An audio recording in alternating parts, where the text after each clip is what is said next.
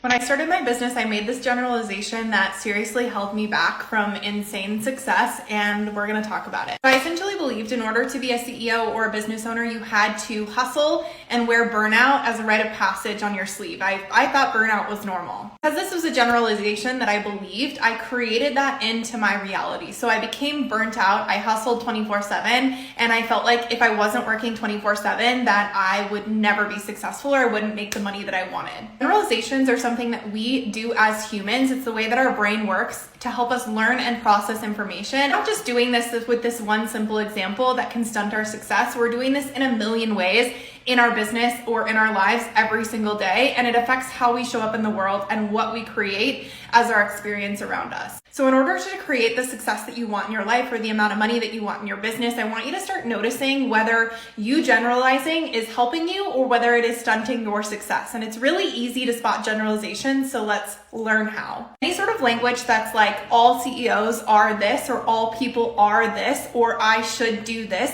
any sort of language that you can add generally speaking to the end is a generalization. So for my example, all CEOs are burnt out, generally speaking, or I always get sick in December, generally speaking. Start to challenge this quantifying language and ask yourself whether or not that generalization is true and how it is affecting the way that you are showing up in your life. And a great example of this is someone might say, I should get up earlier. You can say, should I?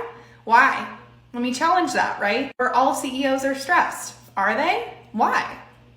Let's challenge that and see if we can create a reality where all CEOs are not stressed and where you as a CEO are not stressed and you're making a lot of money while you're feeling the freedom. I could never be a business owner and show up online and take talking videos. Why can't you see yourself doing that? Why could you never do that? That's another generalization. On one hand, this ability to generalize can help us learn rapid amounts of information at once, but on the other hand, it can really stifle us in moving forward and creating the life and business of our dreams.